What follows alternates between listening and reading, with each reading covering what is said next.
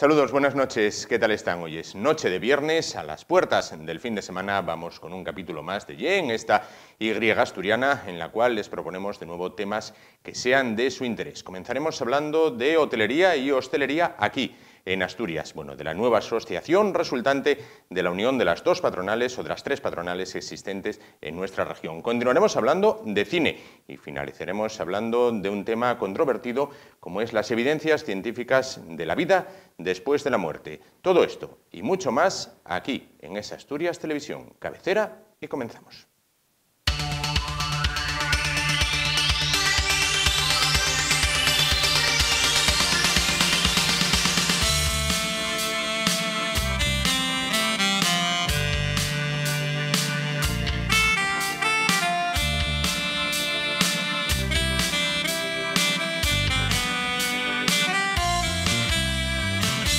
Noche de viernes, ya el fin de semana, ese fin de semana tan ansiado, quizás algunos de ustedes, bueno, pues tengan planeado salir a tomarse algo, salir a cenar, salir a picar algo o pasar un fin de semana distinto en algún establecimiento hotelero. Bueno, pues el responsable de todo ello en Asturias, el responsable en buena medida se encuentra con nosotros esta noche. Se trata de José Luis Álvarez Almeida, presidente de OTEA. ¿Qué tal? Buenas noches. Muy buenas noches. Bueno, pues decíamos que estamos ya a las puertas del fin de semana, hay mucha gente que con esta tan traída y llevada recuperación de la crisis, bueno, pues dice, voy a salir a tomarme algo, voy a salir a picar algo, o voy a salir a pasar un fin de semana lejos de casa, pero sin salir de Asturias.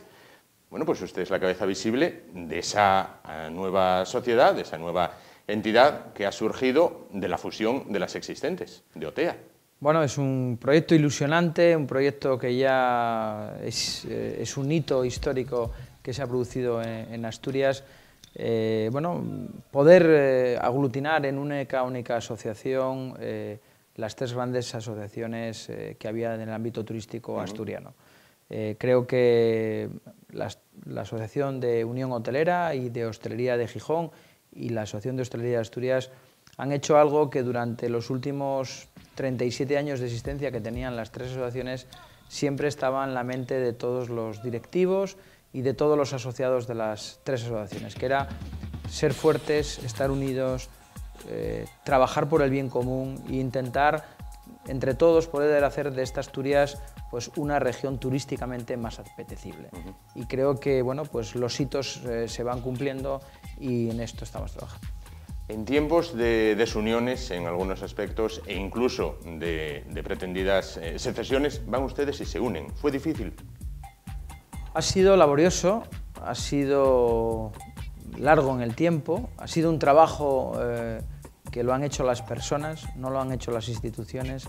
Creo que las instituciones han sido instituciones maduras, que estaban preparadas para dar este paso, pero tengo que decir que han sido las personas, sobre todo en Ricardo Álvarez, el presidente de la Asociación de Gijón, y de Fernando Corral, el presidente de Unión Hotelera, los que con su tenacidad y con su esfuerzo han hecho capaz que las voluntades de mucha gente las pudiésemos plasmar en documentos, en horas de trabajo, en desuniones, en crispaciones que hemos tenido a lo largo de este año y medio que se mantuvieron estas negociaciones, pero creo que la idea que teníamos de que queríamos hacerlo, de que tenía que ser así, de que no podía ser de otra manera, de que no podemos permitirnos en Asturias tener, como en estos momentos hay, más de 200 asociaciones turísticas, mini asociaciones turísticas, creíamos que ese no era el modelo. No creemos en el modelo de separarnos, no creemos en el modelo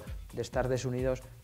Asturias somos lo que somos una única región de 1 millón de habitantes y cuando vamos a Madrid y cuando vamos a otros foros tenemos que decir quiénes somos y por lo menos en estos momentos turísticamente somos una asociación con 2.500 asociados representando a más de 3.000 empresas turísticas asturianas y por lo tanto bueno, creo que el trabajo está ahí para hacerlo. ¿Qué nivel de empleo se ha logrado con esta unión? Bueno, al final en la unión el sector turístico asturiano hay que representarlo y esta asociación es la que la representa. Y esta asociación la representa porque también veníamos de la mano de FADE. Esta fusión viene también de ese contacto continuo que tenemos las asociaciones en FADE, en torno a la mesa de turismo de FADE, y por lo tanto, bueno, pues también el roce ha hecho el cariño y hemos también ahora cogido el testigo de ser de poder representar al turismo y a las empresas turísticas asturianas. En Asturias en estos momentos hay 33.000 familias que trabajan y viven en este negocio del de manera turismo. directa. De manera totalmente directa. Son 33.000 trabajadores los que estamos involucrados en este proyecto del turismo. En Asturias el empleo que representa el turismo en estos momentos estamos en torno al 9% de la población activa que está trabajando en estos momentos. Por lo tanto, somos un motor económico de esta región que hace falta seguir engrasando, que hace falta seguir ayudándole para seguir creyendo que Asturias tiene capacidad de crecimiento.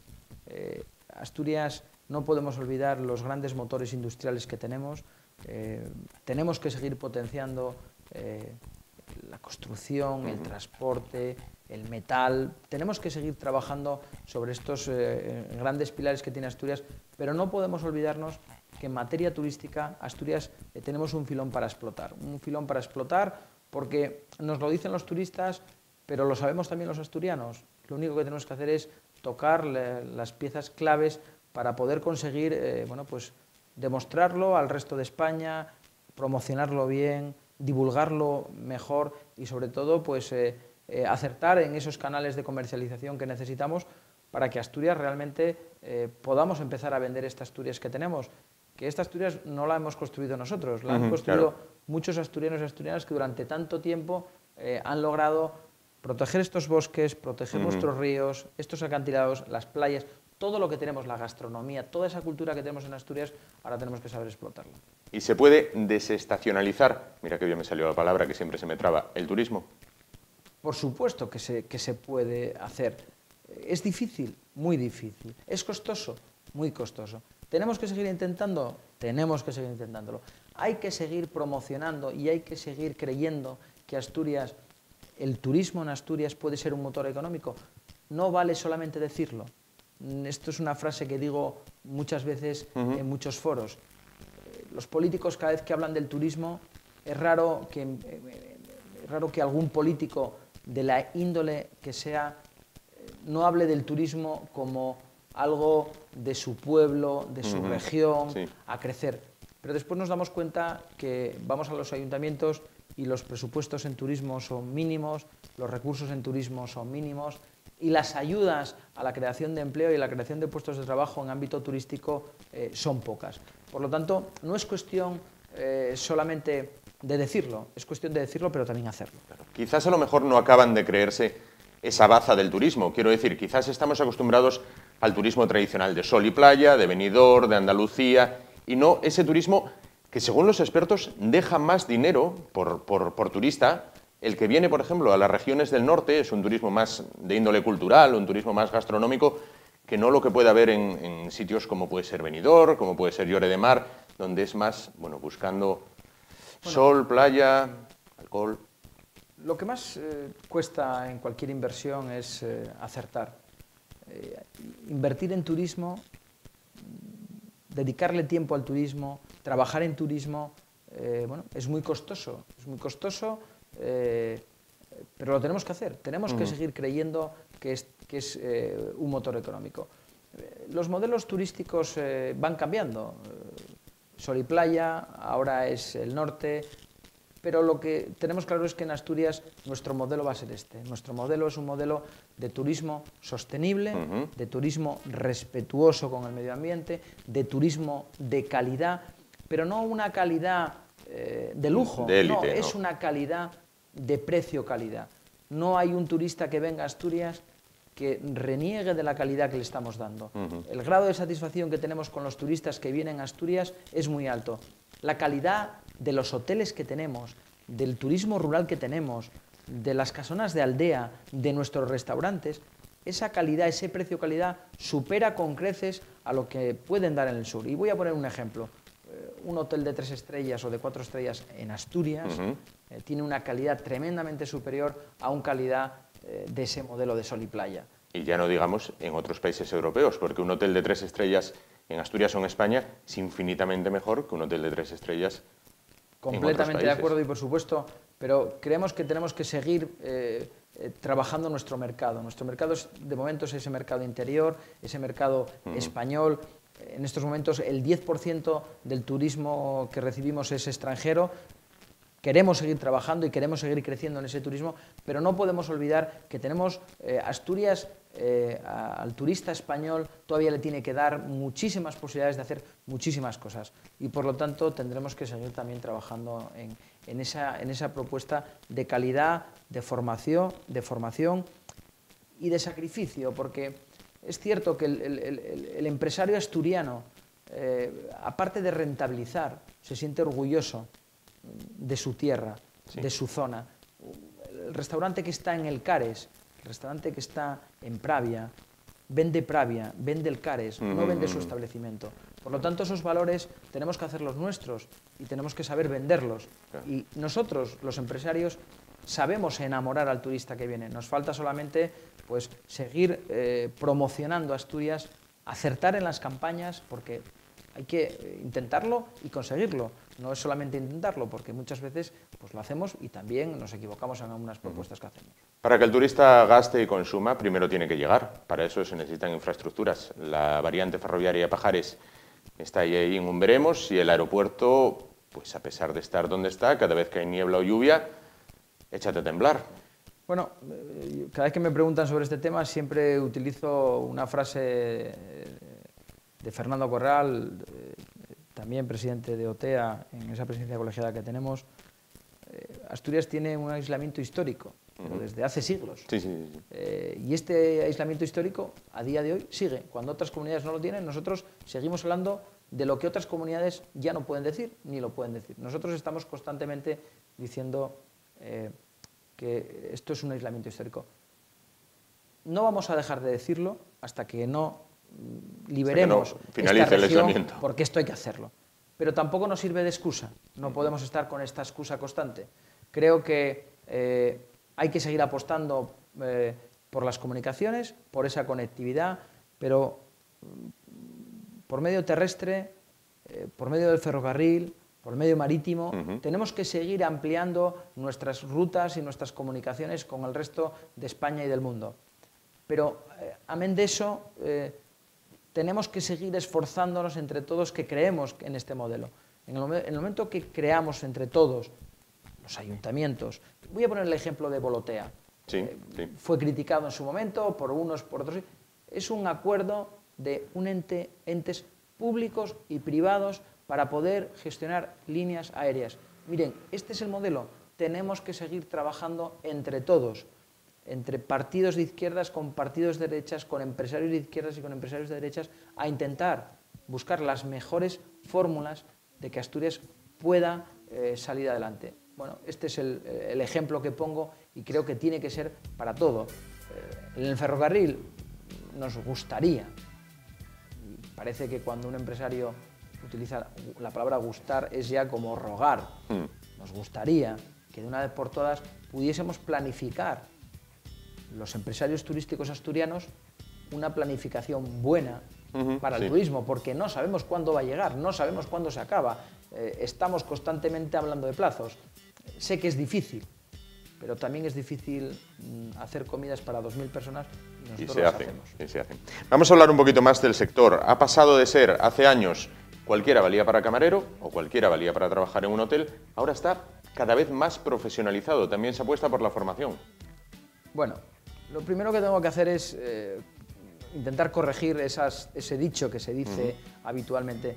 Miren, el problema es que todo el mundo sabe opinar de lo que es un bar y de lo que es un hotel y de lo que es una casa rural. Todo el mundo nos da lecciones constantemente de cómo tenemos que hacer las cosas.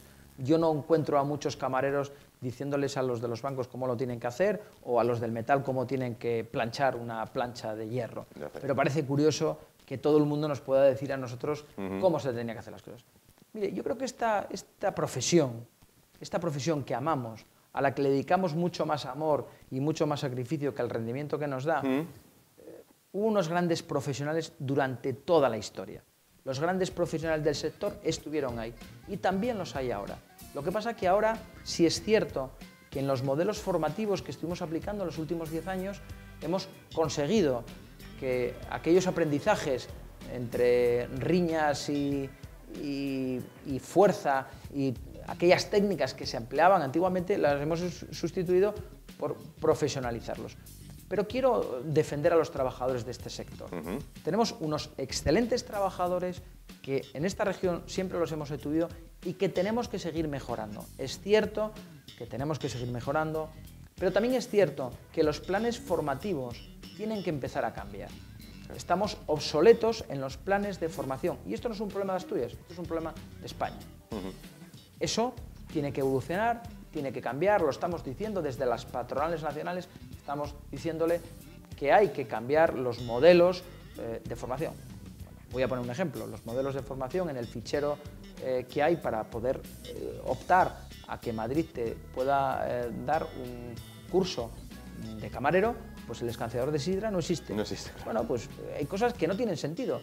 Bueno, porque todo evolucionó muy rápido, o yo no creo que haya evolucionado rápido, sino que es que a nivel nacional somos muy lentos. Y digo somos porque todos participamos de ello. Por lo tanto, creo que la formación en este sector es una pieza clave. Y la demagogia que se utiliza sobre la formación, las cuantías de formación, dónde va el dinero de formación, mire, eso tendrá que dar explicaciones a aquellos que lo hayan hecho. Los que creemos en el modelo formativo honrado, trabajando, como se ha hecho en este sector turístico durante muchos años, seguimos defendiendo ese modelo formativo y lo vamos a seguir defendiendo. Porque encima nuestros jóvenes lo necesitan. Los chavales que salen hoy y que quieren aprender necesitan, hay que formarlos. Ya no vale a un chaval, cuando yo empezaba en un bar, cuando empecé en un bar, yo en el bar de mi padre me acuerdo que había 2 clases de vinos. El vino común y el Rioja, y no había más clases de vinos. Y hoy un chaval que se ponga a trabajar en hostelería, como no tenga 20 referencias de vinos detrás de su mostrador, pues ese chaval hay que formarlo, tiene que tener esa formación. Bueno, todo ha evolucionado y por lo tanto creo que bueno, en este modelo tenemos que seguir trabajando. Hablaba usted hasta ahora bueno, de esa unión, de aunar esfuerzos. Ayuntamiento de Oviedo, ¿cómo están las relaciones? Las relaciones con el Ayuntamiento de Oviedo son unas relaciones cordiales, educadas, institucionales y desde nuestro punto de vista y nuestra parte siempre honradas y a su disposición. Vamos a ver unas imágenes, perdón que le interrumpa, vamos a ver unas imágenes que cogíamos bueno, el día de que ustedes presentaban el menú del desarme en la cocina económica. Bueno, pues las vamos a ver en tan solo un momento. Mientras tanto, continuamos hablando de ello. Bueno, las monjas, parece que quizás la buena mano de las monjas obró el milagro, vamos a llamarlo así, y salieron en la misma foto, bueno, de manera muy cordial, ustedes y el ayuntamiento. Incluso lograron que el concejal de Economía, Rubén Rosón, se pusiera su camiseta con el delantal de OTEA. ¿Cómo está ahora ese tema? Mire, esta asociación tiene 37 años de historia. OTEA tiene 37 años de historia, de trabajo, de sacrificio, de propuestas y de ilusión. Es normal que alguien que llega a un ayuntamiento quiera darle un giro y hacer sus propuestas, porque también es cierto que hay que, bueno, pues a esos políticos de ambas partes que se han presentado hay que también reconocerles la valentía y el trabajo que quieren dedicarle a esta ciudad. Pero le voy a poner un ejemplo. Desde el 19 de octubre, bueno, eso no era 19, esas fechas son del 17 de octubre, sí, hasta hoy no hemos mantenido ninguna reunión. Y creo que Oviedo necesita activarse, Oviedo necesita promocionarse, Oviedo necesita seguir caminando. Creo que, bueno, de momento estamos todavía en una parálisis en cuanto al ámbito turístico y en cuanto al ámbito urbanístico, porque bueno, tenemos muchos puntos con este ayuntamiento que hay que trabajar y vuelvo a repetir que desde ese encuentro, que fue un encuentro no de trabajo, fue un encuentro de promoción y de ayuda a un necesitado, desde esa fecha no hemos mantenido ninguna reunión. Esta asociación sigue trabajando, seguimos todos los días trabajando por nuestros asociados, haciendo propuestas y pensando cómo lo podemos hacer de la mejor manera, pero nosotros no gobernamos este ayuntamiento y por lo tanto no tenemos la capacidad de generar bueno, pues esas reuniones y esos trabajos que hay que hacer. Tema terrazas, ¿cómo está ese asunto? Bueno, pues las terrazas las aprobó el Pleno del Ayuntamiento de Oviedo, creo recordar, en el mes de marzo. Sigue como estaba. El equipo de gobierno le hemos transmitido en la reunión que hemos tenido con el alcalde y con el concejal de turismo nuestra preocupación por la entrada en vigor de esa ordenanza el día 1 de enero para las terrazas existentes, pero para las nuevas ya se está aplicando. Sinceramente creemos que es una mala ordenanza, ya lo hemos dicho, ya se lo hemos dicho al equipo de gobierno anterior que había gobernado el PP, que era una mala ordenanza de terrazas, que no tenía sentido, que no tiene sentido cuando en Europa están yendo por un camino, nosotros parece que estamos yendo por otro. Europa nos dice a todos por dónde tenemos que ir, pero curiosamente parece que solamente lo queremos ahora en el momento de terrazas, parece que solamente lo vamos a aplicar los ovetenses. El resto de Europa pues aplicará la ordenanza de la accesibilidad, pues no sé París cuándo lo va a aplicar, no sé Italia cuándo lo van a aplicar, no sé Burdeos cuándo lo quieren aplicar, pero en Oviedo se está aplicando a 1 de enero del 16, las terrazas tipo A las tienen que aplicar y hoy las terrazas que se quieran instalar en Oviedo tienen que aplicar una directiva europea que es para el año 2019. Bueno, parece curioso que cuando todo el mundo está hablando de otras fechas nosotros ya estamos aquí. Bueno, creo que es una ordenanza que hay que revisar.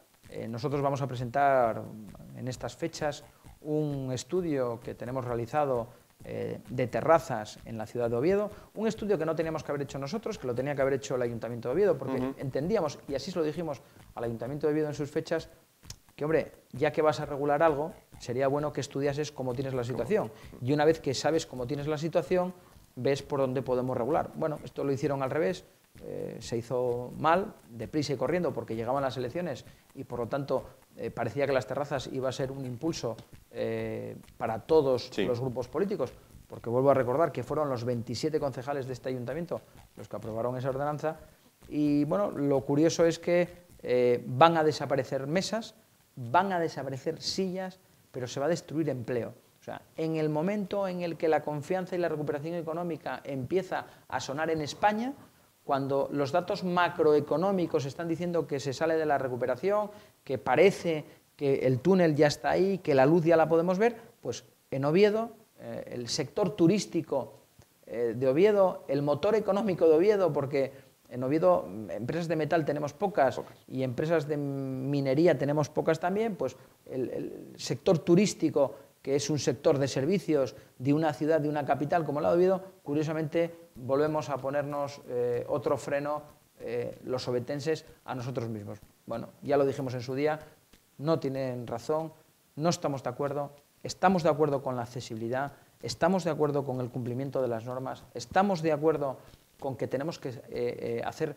mejores ordenanzas, estamos de acuerdo que tenemos que conciliar con nuestros vecinos, que son nuestros clientes, pero estamos de acuerdo que lo que tenemos que ser es sostenibles. Tenemos que hacer las normas y los reglamentos con un criterio de sostenibilidad.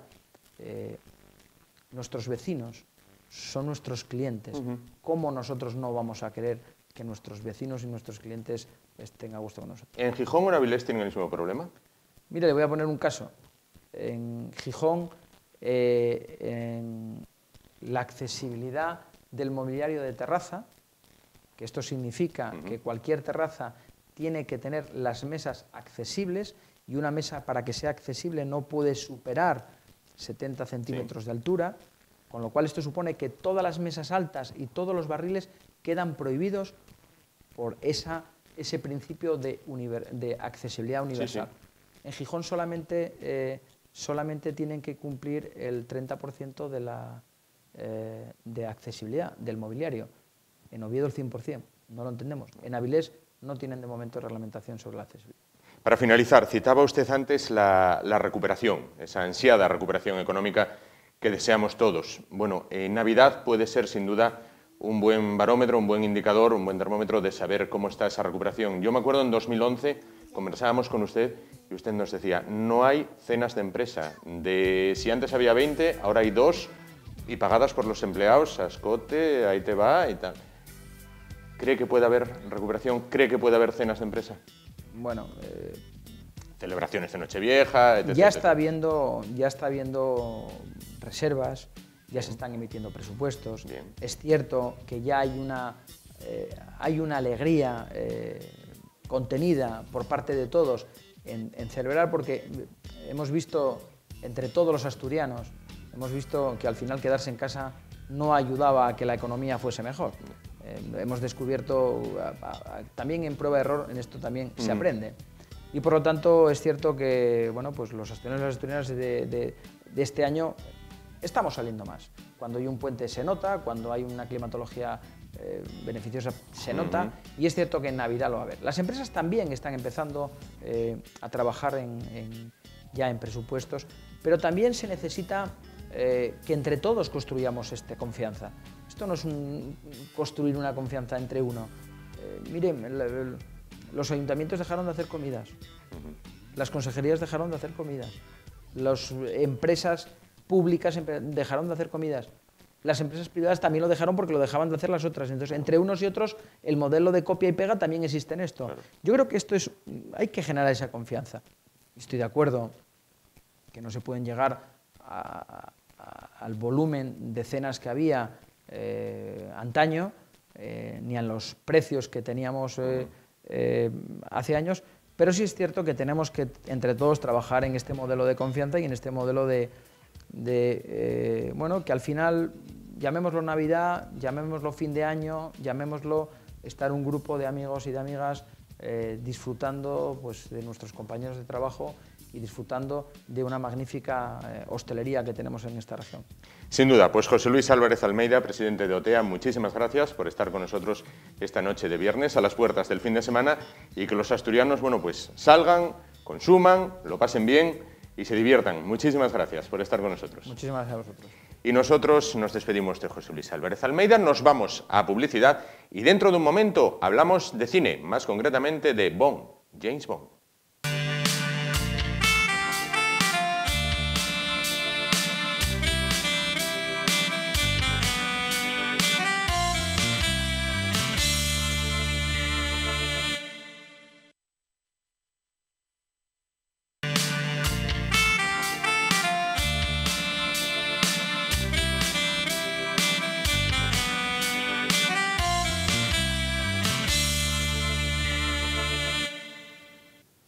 Bien, pues a vuelta de publicidad continuamos. Si antes hablábamos con el presidente de la patronal de hostelería y hotelería, con José Luis Álvarez Almeida, presidente de OTEAS, acerca de este fin de semana, esta noche de viernes, en la que ya se pueden salir a disfrutar de lo que es el Principado de Asturias, a tomar algo, a picar algo, a pasar el fin de semana por ahí en un establecimiento hotelero. Bueno, pues otra de las opciones para el fin de semana del que pueda, bueno, pues es ir al cine. Ir al cine y disfrutar de un personaje que sus películas son un género en sí misma. Hablamos de Bond, James Bond, que bueno, como saben, hoy se ha estrenado la última de esta saga que ya acumula 26 películas nada más y nada menos. Para hablar de Bond, James Bond, se encuentra con nosotros Arribas, Juan Arribas. ¿Qué tal? Buenas noches. Muy buenas noches, ¿qué tal? Bueno, Juan? pues vamos a hablar de James Bond, el que nos comentabas hace un momento que es prácticamente un género en sí mismo, ¿no? Sí, es un género en sí mismo, es un personaje que es un icono de la última mitad del siglo XX y bueno, pues estamos ya en el 2015, hizo 50 años en el 2012 y sigue vivo. Estrenan hoy la última película, Spectre. Vamos a ver algunas imágenes de la misma mientras hablamos. Sí, Spectre, bueno, es una película de la cuarta, de Daniel Craig, interpretando el papel de James Bond, y está dirigida por el mismo director que dirigió Skyfall, que es Sam Mendes. Nada más y nada menos que uno de mis directores preferidos. Es el director de Revolutionary Road, Camino a la Perdición, American Beauty. Y bueno, pues la primera incorporación de él a la saga de James Bond fue un peliculón, que es Skyfall, una película magnífica. Y esta es la segunda. Todo el mundo está con muchas ganas de verlas porque creemos que puede ser una continuidad del éxito, ¿no? de la fórmula que resultó muy buena en Skyfall, es decir, no vamos a rejuvenecer o adaptar a los nuevos tiempos, no, vamos a hacer una especie de ingeniería cinematográfica en la cual voy a poner las esencias del Bond de toda la vida en esta parte del siglo, ¿no? Y adaptar esas esencias a esta nueva realidad que tenemos ahora, en la cual pues lo que sale es un Bond pues mucho más oscuro, un poco más complicado, más complejo.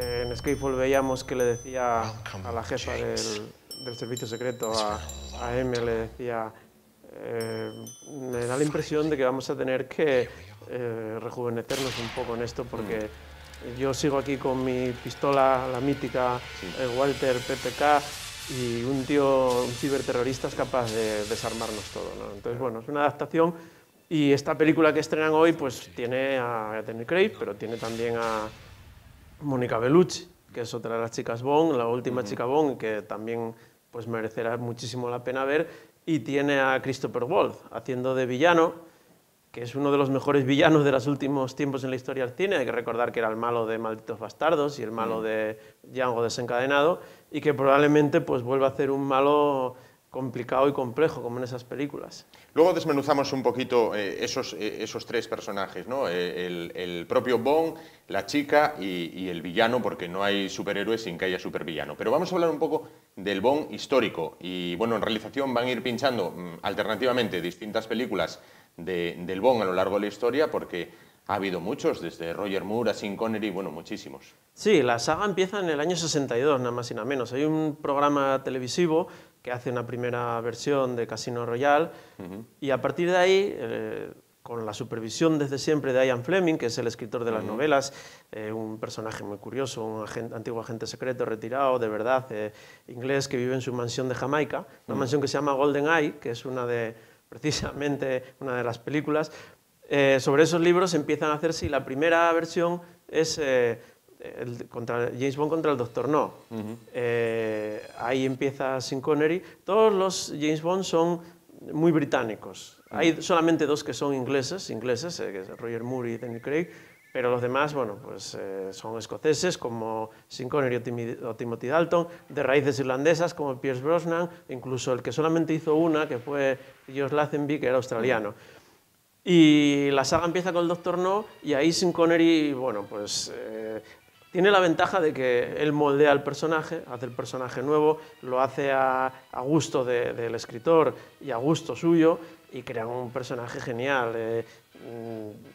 Es un tío un poco cínico, viril, sanguinario en ocasiones, entregado a su causa del Imperio Británico, sí. Bueno, pues sofisticado, elegante, conocedor de un montón de cosas, sobre todo de bebidas alcohólicas, sí, sí. Y de todo aquello relacionado con las armas y todos los cachivaches que le van dando, y que es un personaje genial. A partir de ahí, como tiene éxito, la segunda película, Desde Rusia con Amor, es todavía mejor que la primera, y la tercera, que es Goldfinger, pues ya es para mí el mejor Bond, es en la que ya sale el Aston Martin mítico, en el que él ya, esos trajes de 3 piezas, esa elegancia, esa clase con la cual él conquista a todas las chicas que pasan por el camino. Claro. Y bueno, pues que es un personaje que no tiene por qué ser ninguna obligación de ser moral. Nosotros vamos al cine, claro, a ver lo que vemos. Claro. Y es un personaje, bueno, pues, que es capaz de decir frases como la que dice en Goldfinger, de que un Dom Perignon del 53 servido a menos de 4 grados es tan malo como escuchar a los Beatles sin taparse los oídos. O sea, con eso ya es una definición de su defensa del Imperio Británico de toda la vida y de la posición de toda la vida que él representa, ¿no? ¿Quién ha sido, de manera rápida, quién ha sido para ti el mejor intérprete de Bond? Bueno, creo que ya lo intuíamos, y el peor. Para mí el mejor es Sean Connery, sin duda. Es la clase personificada, la elegancia, la sofisticación y, bueno, dentro de lo increíble que son las películas de James Bond, porque son increíbles, sí. Es creíble porque lo hace tan bien que te lo crees, ¿no? Entonces, para mí, sin duda, el que El que crea el personaje es Sean Connery, el que crea todos estos... son muy reconocibles las películas, ¿no? Hay cosas que varían, pero siempre están. Es decir, los inventos de Q, que es el que se los proporciona y siempre intenta explicarle cómo funcionan y él no hace caso porque ya lo sabe. Claro. Está Moneypenny, la secretaria, que... Muy a lo español, lo de no leer las instrucciones. Aunque sea británico, es como... Sí, incluso en Goldfinger le dan un manual, lo tira al aire y el coche lo... Muy de los hombres, esto de decir no leo las instrucciones, paso. Bueno, además para lo que le van a durar, pero bueno... Al final siempre lo acaba usando, el lápiz láser, la pistola, la bomba metida en el tacón del zapato, bueno, todo esto. Luego, Moneypenny, la secretaria, que está enamoradísima de él y demás. M, el jefe del servicio secreto, que en las últimas entregas lo hace ya Judi Dench, la magnífica actriz inglesa. Sí. Los villanos, bueno, pues esto. De los villanos te tengo que preguntar ahora. Sí. ¿Con qué villano te quedarías de todos los que ha habido? Hay dos villanos muy buenos. Uno es Aurich Goldfinger, el malísimo Goldfinger que bueno, se empeñaba en matar a James Bond y no lo conseguía, con esos inventos en los cuales un láser va intentando llegar a partirlo por la mitad y acercándose a sus partes, pero no acaba de llegar nunca. Y luego, en versión original, el último Bardem, ¿no? Hace ese Raúl Silva, un antiguo jefe del MI-15, bueno, es Javier Bardem haciendo de malo. Lo que pasa es que en el doblaje es un poco nefasto, y es verdad que se dobla a sí mismo, pero quiere hacer una versión un poco afeminada y queda un poco grotesco. Si alguien tiene la oportunidad de ver la película Skyfall en versión original con sus títulos, es fabuloso, es que da un poco de miedo al estilo de la de... No Space para viejos, ¿no? Y estos dos, hombre, luego está también el jefe de Spectra, esa mano que acariciaba al gato, el hombre de la pistola de oro, y luego hay malos secundarios que también eran muy buenos, el chino que tiraba el sombrero, el mítico tiburón de Moonraker, esa ya dentro de las películas de Roger Moore. Bueno, siempre hay una playa de generales rusos o coreanos del norte llenos de medallas que también son malísimos. En los últimos tiempos había también ya traficantes de armas también rusos, o Le Chiffre, el banquero suizo loco de Casino Royale, que bueno, era también un personaje complicado. Un personaje en sí mismo. ¿No me dijiste quién era para ti el peor de los James Bond? A mí es que me gustan todas las películas de James Bond. Ahora, las que menos me gustaban eran las de Roger Moore, porque aunque eran divertidas, porque era la época de que ibas como adolescente, como joven al cine y te pasabas un buen rato porque ya sabías lo que había, no me gustó porque y Roger Moore intentaron hacer una versión cómica casi, ¿no? Como diciendo, bueno, sabemos que Sean Connery no lo vamos a superar, pero vamos a hacer una especie de, no parodia, pero sí riéndonos un poco de nosotros mismos. Y Roger Moore es un poco excesivamente acartonado para mí, un poco...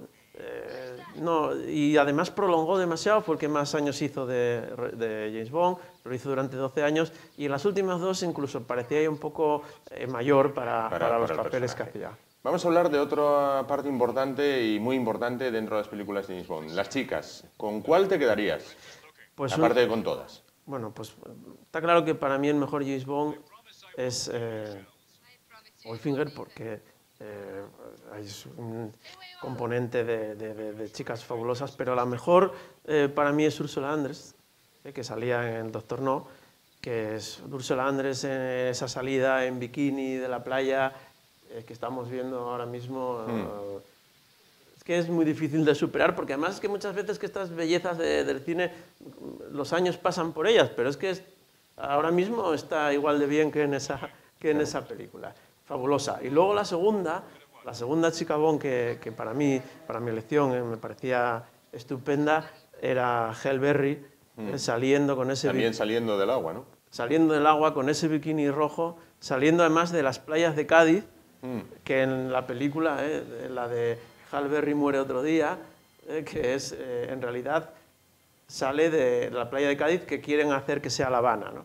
Esa escena es fabulosa porque ahí Pierce Brosnan, que a mí me hacía relativa gracia, haciendo de James Bond, la ve salir y luego todo lo que tiene que decir es vaya vistas más estupendas, quiere usted un mojito, y lo siguiente ya están en el hotel. O sea, eso es fabuloso. Hay tres elementos que intervienen las chicas: el mojito y los crímenes, ¿no? Bueno, las muertes que causa James Bond. Se hizo un estudio y, claro, estamos llegando a los 50 años y ahora mismo Daniel Craig es el que más bebe, o por lo menos peor le sienta el alcohol, el que menos liga y el que sigue matando igual, ¿no? El que más bebía, ligaba y mataba era Sean Connery. Claro. Al final, Pierce Brosnan era el que más ligaba, pero lo demás era un poco más flojillo. Y ahora estamos así, ¿no? La verdad que ya cuesta más ligar y, sin embargo, sigue bebiendo Daniel Craig hasta demasiado y bueno, matando, eso la mansalva. No se puede evitar. Claro, di que sí. Pues, Juan Arribas, para finalizar, y ya que estamos en noche de viernes y hay gente que ya va a salir a tomarse algo, el martini creo que es, el martini, ¿cómo debe tomarse como un buen James Bond? Shaken, not stirred, es decir, agitado, no batido. Ahí está. Aunque ya ahora, hace poco, le preguntan en Casino Royale, ¿cómo quiere usted el martini? ¿Agitado, batido? Y dice, ¿tengo cara de que me importe? Claro, claro. Estaba ya muy machacado. Qué grande James Bond, sin duda, forma parte ya de lo que es la historia del cine. Juan, la próxima semana, ¿algo a priori o lo cocinamos a lo largo de la semana? Podemos cocinarlo por la semana, algún estreno que tenga relación. Ahora es época de estrenos, con vistas a la Navidad ya casi, el invierno, una época buena para estrenar y seguro que hay algún estreno atractivo que nos relacione con algo. Pues me quedo en tus manos para que elijas la temática. No obstante, sí que te digo, ve preparando para un día, para uno de estos viernes, una que sea de las peores películas o las que peor resultado han obtenido. Ya que antes un compañero de realización nos decía si una película que me gustaba a mí era buena o mala, vamos a hacer un día ese tema, a ver las que peor te han parecido. Perfecto. ¿De acuerdo? Muy pues bien. muchísimas gracias, Juan Arribas, como siempre. Y bueno, vemos a James Bond en la gran pantalla lo primero que podamos. Perfecto. Pues nosotros nos vamos a publicidad y en un momento volvemos para hablar de la vida después de la muerte con evidencias científicas. Volvemos ahora.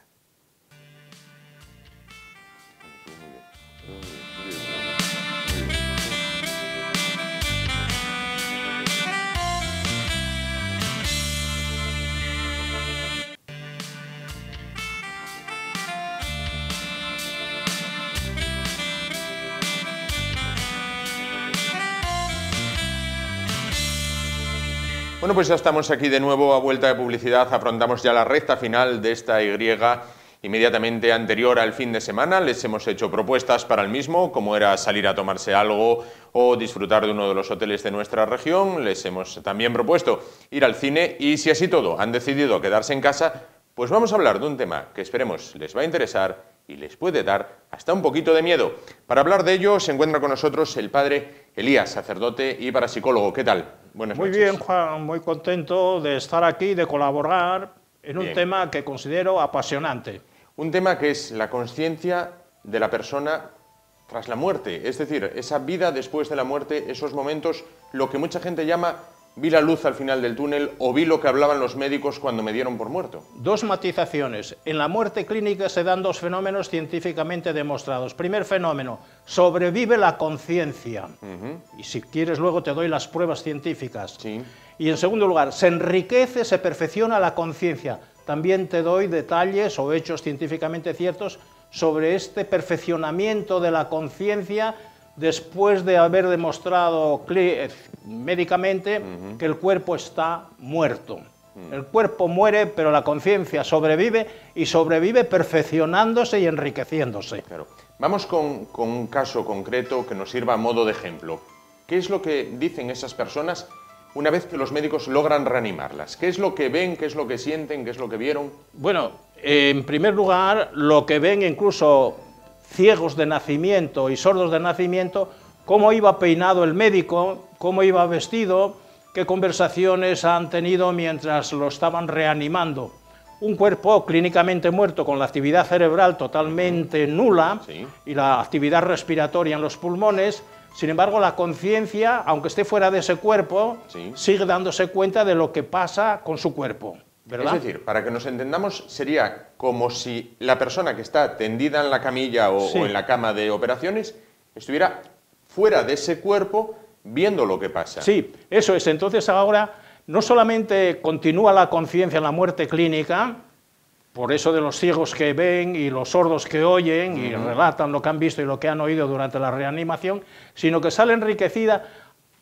Esa conciencia se enriquece en una triple dimensión. Sí. Primera dimensión de conciencia superior, lo que llaman conciencia extracorporal, conciencia fuera del cuerpo, fuera del cuerpo. No solamente continúa, sino que se perfecciona.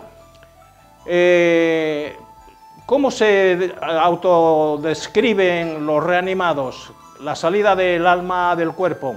Sale del cuerpo físico, sale del planeta Tierra y sale del espacio cósmico y sale del tiempo.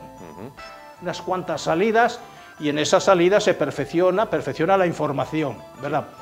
Segunda perfección del alma extracorporal, conciencia cósmica. Al recorrer el mundo, el universo entero, adquiere una conciencia cósmica con tres características. Primero, el universo es una unidad y una interdependencia, una red de redes, todo está unido e interconectado. Segundo, el universo es esencialmente energía luminosa, energía inteligente y energía en proceso evolutivo permanente. Todo está hecho de luz, de conciencia y de dinámica evolutiva. Los átomos, los planetas, las estrellas, las almas humanas y las almas de los animales.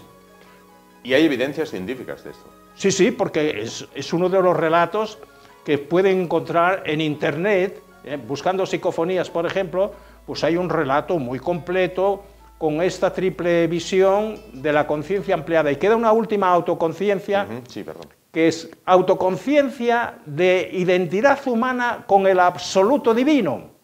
Es decir, que nuestro yo superior es de la misma naturaleza espiritual, divina, eterna y creadora que el supremo creador cósmico. Estamos programados genéticamente para crecer en identidad con el Dios creador del universo. Esa es la nueva autoconciencia, que está totalmente casi nula en la mayoría de la gente. ¿Quién eres tú? ¿Cuál es tu verdadero yo? ¿Verdad? Claro. El yo superior es esencialmente espiritual y divino. ¿A qué se debe, por ejemplo, o qué explicación pueden tener estos casos que oímos o por la radio o leemos en los periódicos de esta gente que se la dio ya casi o totalmente por muerta y dicen, vi una luz, como un foco, vi una luz al final? Bueno, bien, esa es una experiencia de encuentro con una luz.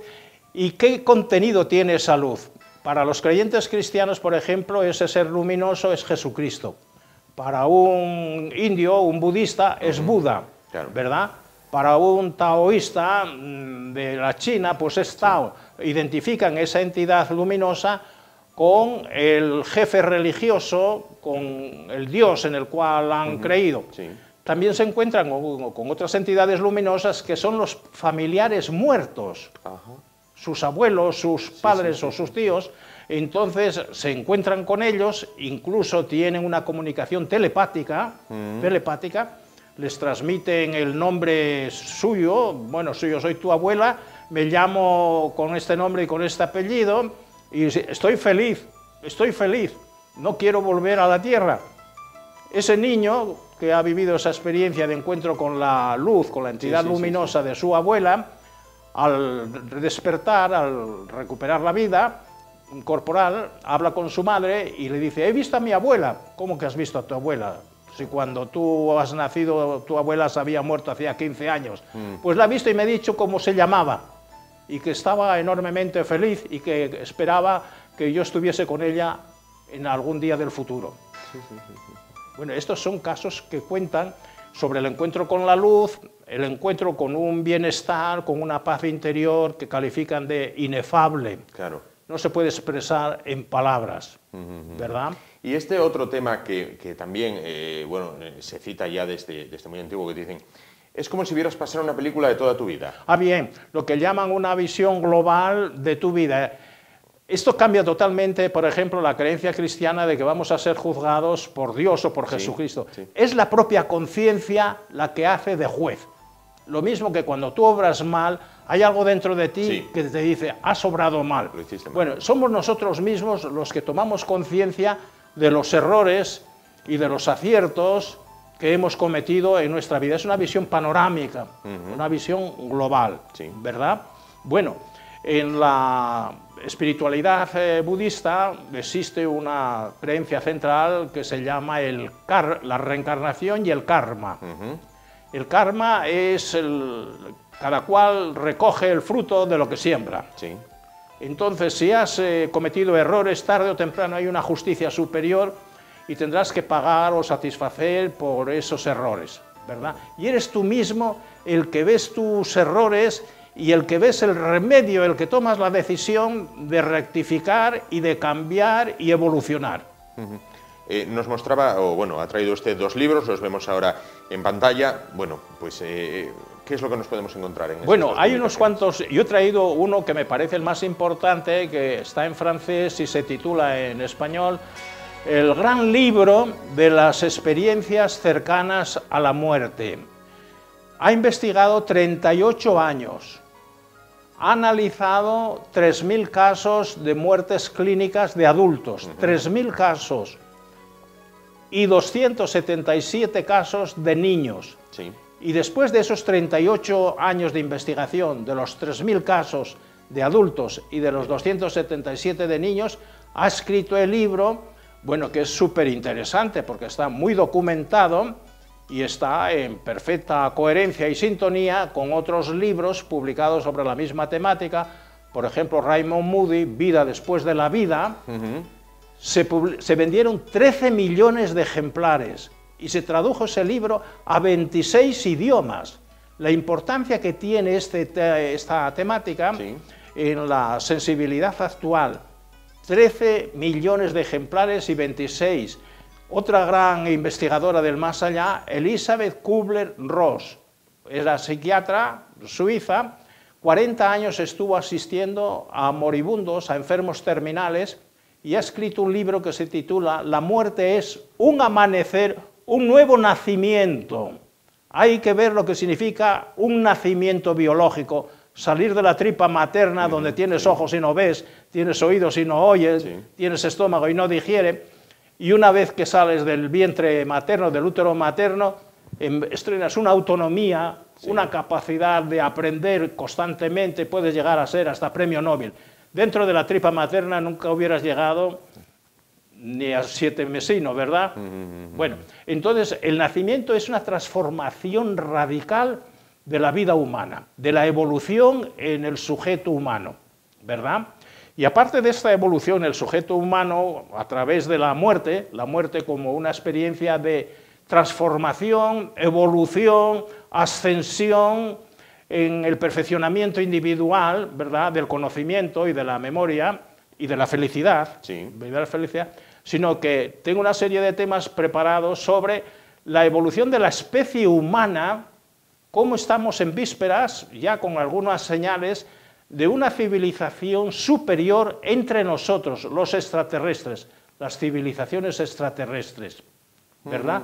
¿Qué tecnología los caracteriza y qué creencias y qué poderes supranormales, milagrosos? Lo que sí le voy a proponer es que de los extraterrestres hablemos... Sí, al final. Otro día, porque creo que es un campo que nos da para más, ¿no? Pero hay muchos temas. Ahora sobre la muerte tengo 6 temas que son muy importantes. Las psicofonías, por ejemplo, que será el próximo tema de la próxima semana. Después viene el espiritismo científico. Científico, ¿eh? Y después viene lo que yo llamo cartografía del más allá. Cómo nos representan el más allá los que ya viven en el más allá y se manifiestan a través de las psicofonías, ¿verdad?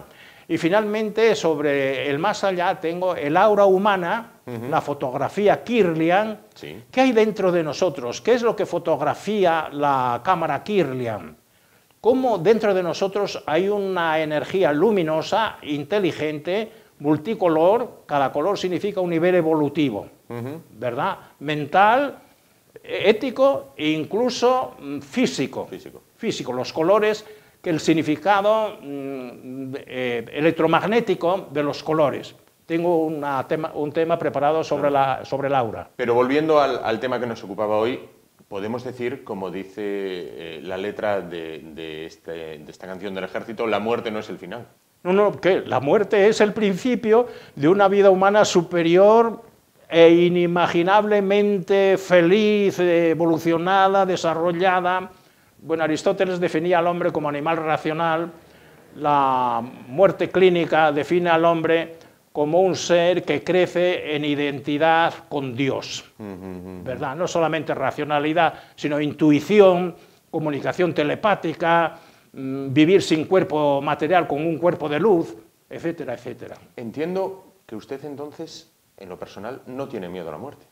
No, bueno, yo tengo miedo porque, claro, la muerte me separa de un amigo íntimo durante 90 años o 95, no sé los que cumpliré, voy a cumplir ahora 90, me separa de un amigo íntimo que para bien y para mal, para el dolor y para el disfrute, ha estado siempre conmigo, que es mi cuerpo.